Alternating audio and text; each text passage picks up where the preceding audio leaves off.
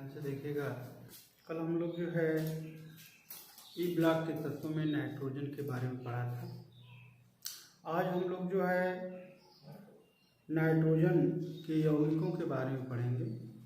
Nitrogen के जो यौगिक हैं उनमें से आपको पढ़ना है अमोनिया और नाइट्रिक अम्ल।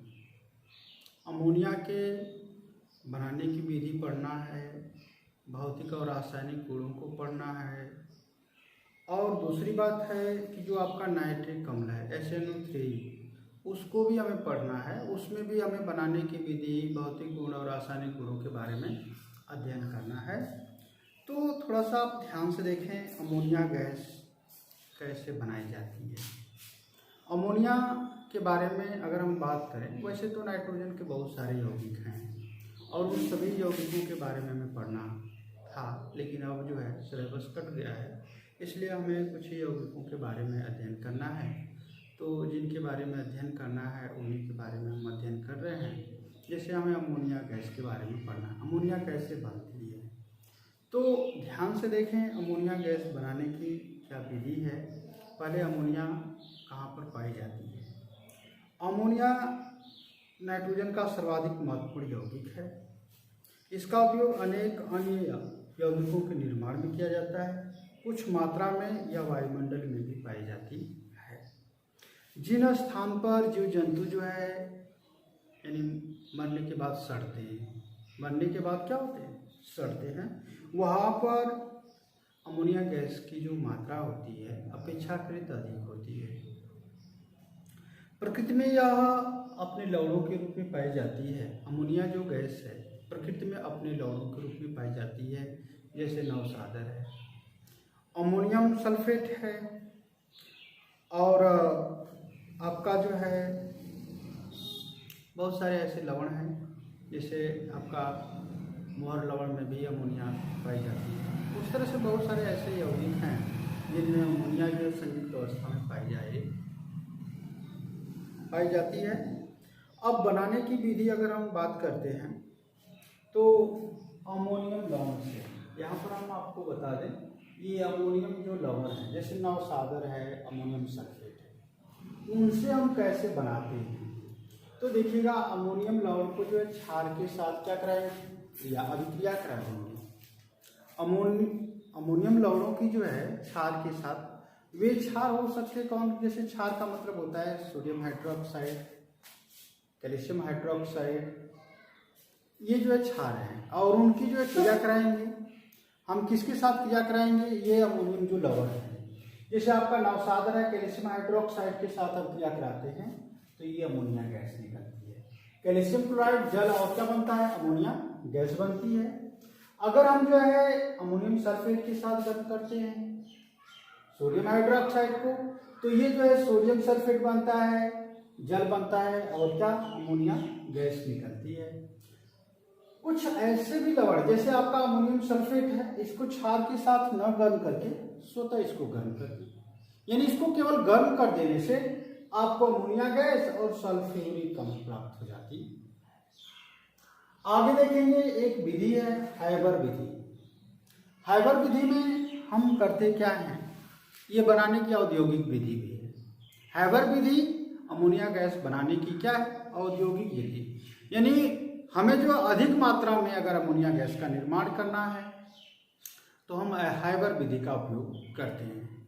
इस विधि में हम करते क्या है, नाइट्रोजन और हाइड्रोजन को 1:3 के अनुपात में, आयतन के अनुसार 1:3 के अनुपात में मिलाकर के फेरस प्रेरक और मोलिब्डेनम वर्धक की उपस्थिति में 500 सेंटीग्रेड तथा 200 वायुमंडलीय दाब पर क्या करेंगे, प्रवाहित करते हैं।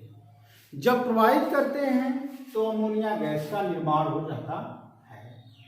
ध्यान से देखेंगे, नाइट्रोजन और हाइड्रोजन का परस्पर संयोग होता है या सीधे संयोग कराया जाता है। फेरस उत्प्रेरक है और मोलिब्डेनम वर्धक होता है, और उस समय जो तापमान होता है वह 500 सेंटीग्रेड का तापमान हो और 200 वायुमंडलीय का दाब, 200 वायुमंडलीय दाब हो, तब जाकर के यह जो है नाइट्रोजन हाइड्रोजन से परस्पर संयुक्त हो जाता है और संयुक्त होकर के अमोनिया गैस का निर्माण करता है। और देखिएगा कैल्शियम साइनाइड से अगर हम जो बनाना चाहते हैं तो कैल्शियम साइनाइड पर जल वाष्प की क्रिया कराते हैं, यानी कि जल वाष्प को हम इस पर प्रवाहित करते हैं, तब जाकर के कैल्शियम कार्बोनेट और क्या बन जाता है, अमोनिया गैस बन जाती है। मैग्नीशियम नाइट्राइड है, मैग्नीशियम नाइट्राइड से जो है जल की क्रिया कराते हैं तो मैग्नीशियम हाइड्रोक्साइड और क्या बनता है, अमोनिया गैस बनती है। इस तरह से एक प्रयोगशाला विधि है जो आपने यहाँ पर पढ़ा है, नौसागर की जो है कैल्शियम हाइड्रोक्साइड के साथ हल किया है। तो उसमें ध्यान से देखें जो प्रयोगशाला विधि है, थोड़ा सा आप ये जो है प्रयोगशाला में जब प्रयोगशाला विधि दर्शाएं तो उस समय आप क्या करें कि एक जो है चित्र दिया है, एक जो है परखनली है, हम चित्र आपको बनाकर दिखा देते हैं। ये हमारी जो है परखनली है, ध्यान से देखेंगे, ये परखनली है, ये हमारा स्टैंड है,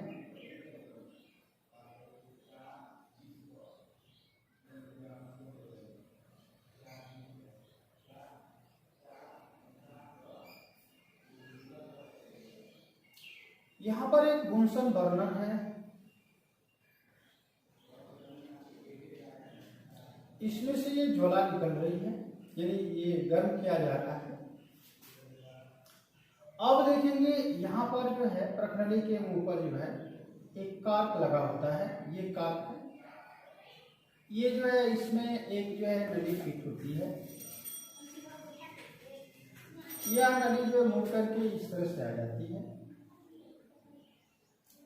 और यहाँ पर ध्यान से देखेंगे प्रयोगशाला विधि में ये जो एक जार होता है, इस जार में ये जो है ये जार आपका स्टैंड तक हुआ, ये जार आपका है, इस जार में कैल्शियम ऑक्साइड जो है आपका है, ये कैल्शियम ऑक्साइड निर्जलीकारक का कार्य करता है, क्योंकि और भी कई निर्जलीकारक हैं लेकिन वे अभिक्रिया, जैसे आप अगर इसको नहीं लगाएंगे, ये CaO इसमें है, अगर इसको आप नहीं रखते हैं तो होगा क्या, इसमें जो जल है, जो प्रयोगशाला विधि है उसमें देखिए ये जल निकल रहा है, ये अमोनिया गैस इसमें जल में घुल करके क्या बनाएगी, अमोनियम हाइड्रोक्साइड बना लेगी। इसलिए हमें जल को क्या करना होगा, अवशोषित यानी निर्जलीकरण करना होगा। अब इसके बाद यहाँ पर जो है एक नली है, ये जो है आपकी क्या है, एक नली है, इस नली को हम जो है क्या करते हैं, ये जो है अधोमुखी विस्थापन जार है आपका, ये क्या है, अधोमुखी विस्थापन जार है यहाँ पर, जिसमें जल भरा हुआ है, जिसमें क्या भरा है, जल भरा हुआ है, या सॉरी जल में डालेंगे तो फिर जो ये आपका जो जल में घुल जाएगी, इसलिए हम क्या करते हैं कि इस नली को जो ऐसे मोड़ देते हैं। यहाँ पर एक जो है अलग प्रखंडी है या एक नली है, इसकी जो है द्रव्यमान जो है कम होता है, यानी इसका जो भार है वह कम होता है, इसलिए हम इसको क्या करते हैं, स्टैंड पर जो है इस तरह से कस देते हैं। ये अधोमुखी विस्थापन जार है, इसमें हम कलेक्ट कर लेते हैं। ध्यान से देखें, ये जो है यहाँ पर हम रखते क्या है, CaOH का ट्वाइस है, ठीक है, CaOH का ट्वाइस, और क्या लेते हैं, और नौसागर लेते हैं NH4Cl, ये दोनों के मिश्रण यहाँ पर हम ले लेते हैं और इन्हीं को क्या करते हैं, गर्म करते हैं। गर्म करने के परिणाम स्वरूप कैल्शियम क्लोराइड प्राप्त होता है, जल प्राप्त और अमोनियम। तो कैल्शियम क्लोराइड जो वाष्पित नहीं होने वाला पदार्थ ये इसी में रहता है, और ये जल वाष्प और अमोनिया गैस निकल करके ये जाती है, यहां से होती हुई निकल कर जाएगी, तो ये कैल्शियम ऑक्साइड है। यहाँ पर यह क्या होगा, जल जो अवशोषित हो जाता है, जो गैस बचती है, ये अधोमुखी विस्थापन जार में कलेक्ट कर ली जाती है।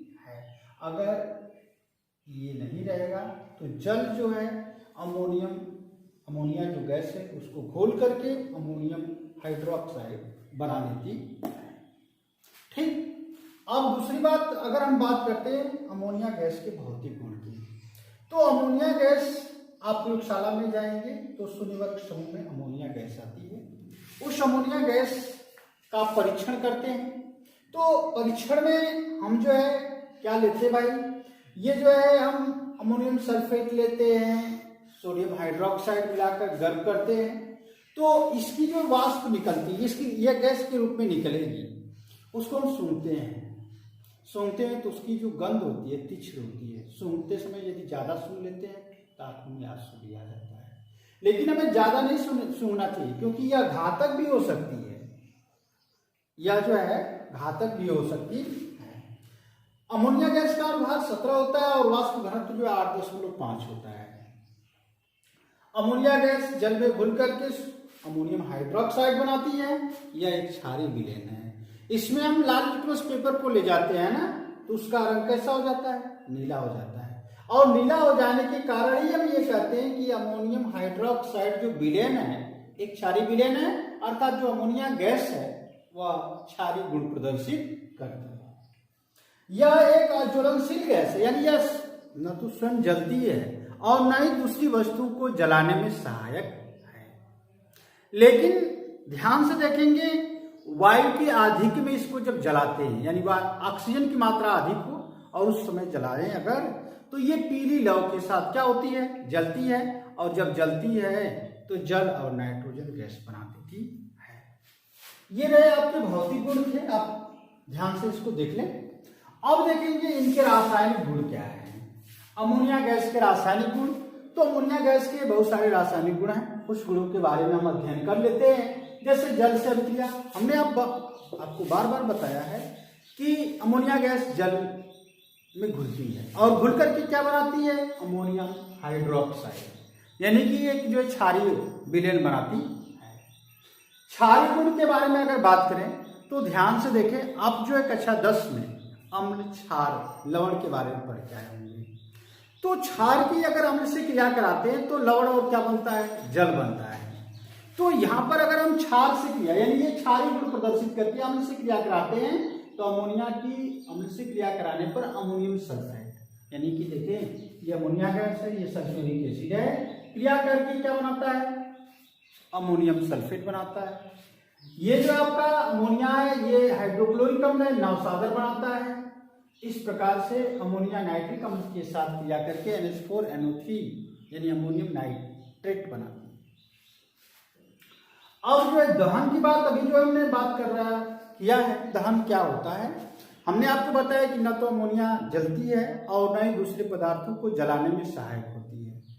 अर्थात हम वायु की जब मात्रा अधिक कर देते हैं, यानी ऑक्सीजन को बढ़ा देते हैं, तो जब ऑक्सीजन को बढ़ा देते हैं तो होता क्या भाई, नाइट्रोजन, ये जो आपको अमोनिया है ये जो है पीली लौ के साथ जलती है, और पीली लौ के साथ जब जलती है तो जल और नाइट्रोजन गैस उत्पन्न होती है।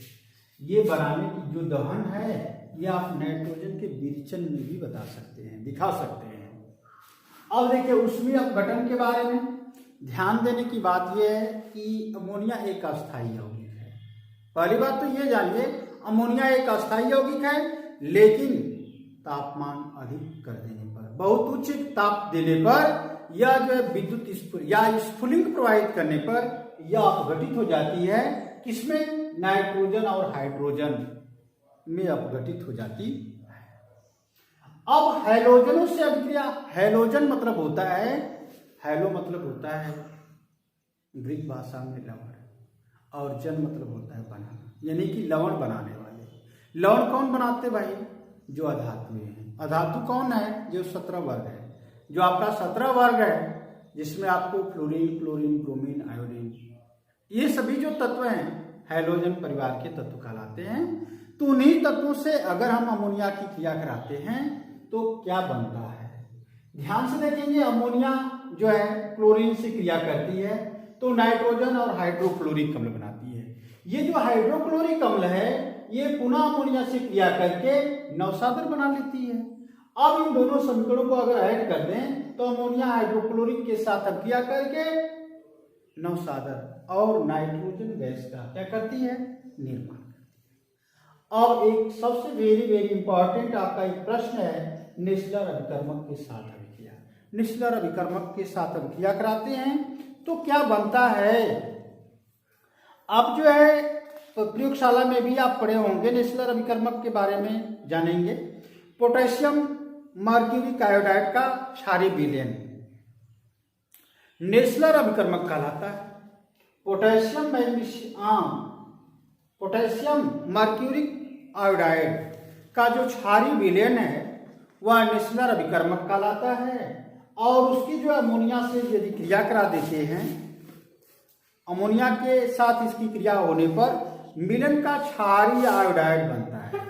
ये मिलन का क्षारीय आयोडाइड है, ये आपको प्राप्त होता है। यह एक भूरे और छिप, जैसे आप अमोनिया का परीक्षण कर रहे हो तो ये जो है आप पोटेशियम मर्क्यूरिक आयोडाइड का क्षारीय जो विलयन है, जिसको आप नेस्लर अभिकर्मक कहते हैं, ये पूरा आपका नेस्लर अभिकर्मक है। इसको आप क्या करते हैं, इसमें यदि डालते हैं तो जो प्रखनली है उसमें जो है रिंग बनती है, किसकी, ब्राउन कलर की। या तो कभी कभी ऐसा भी होता है कि प्रखनली में जो आपका विलयन है वह पूरा क्या हो जाता है, ब्राउन हो जाता है। तो उसको हम दर्शाते हैं कि इसमें अमोनिया यानी NH4 पर प्लस पूर्ण रूप से उपस्थित है। अब कह रहे हैं कि ये परीक्षण में जो है आपको ये मिलन का क्षारीय आयोडाइड प्राप्त होगा। अब देखेंगे थोड़ा सा उपयोग के बारे में। अगर हम बात करें तो अमोनिया गैस का उपयोग जो है प्रयोगशाला में अभिकर्मक के रूप में हम कर सकते हैं। नाइट्रिक अम्ल के निर्माण में भी हम अमोनिया का उपयोग करते हैं। यूरिया अगर बनाना हो, यूरिया NH2CO NH2 के निर्माण में भी हम इनका उपयोग करते हैं। किसका, अमोनिया गैस का। चौथा है कृत्रिम रेशे आंसू गैस, विस्फोटक तथा बर्फ आदि बनाने में एक शीतलक के रूप में अमोनिया गैस का हम उपयोग कर सकते हैं। अमोनिया गैस की जो संरचना है उसको भी आप देख लें। अमोनिया की संरचना कैसी होती है, अमोनिया की संरचना के बारे में देखें। ये संरचना कैसे बनाएंगे आप वैसे फर्स्ट ईयर में पढ़ के आए हैं, नाइट्रोजन यानी संरचना के बारे में वैलेंसी नामक लेसन पढ़े होंगे, तो उसमें आपको ये मिला होगा।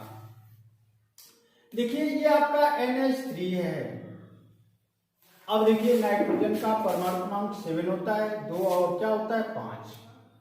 हाइड्रोजन का 1 होता है, इसका इलेक्ट्रॉनिक विन्यास भी 1 ही होता है। नाइट्रोजन सबसे कम परमाणु, यानी कि इस यौगिक में नाइट्रोजन का केवल 1 परमाणु, हाइड्रोजन के 3 परमाणु हैं।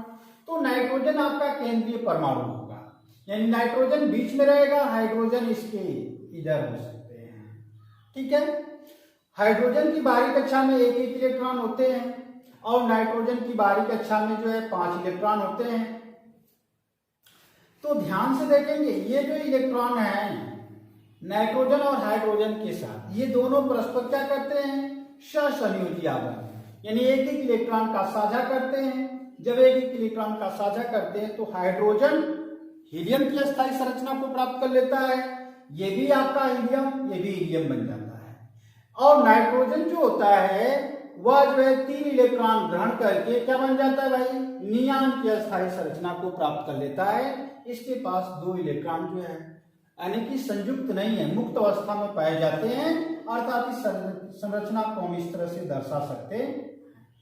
ये जो है आपकी संरचना हो जाएगी। ठीक है, ये किसकी संरचना है, अमोनिया गैस की संरचना है। आप इसको इस प्रकार से भी दर्शा सकते हैं। अब इसके बाद जो है हमें नाइट्रोजन के ऑक्साइडों के बारे में नहीं पढ़ना है, हमें जो है नाइट्रिक अम्ल के बारे में पढ़ना है। तो अगले वीडियो में हम लोग इसके बारे में पढ़ेंगे।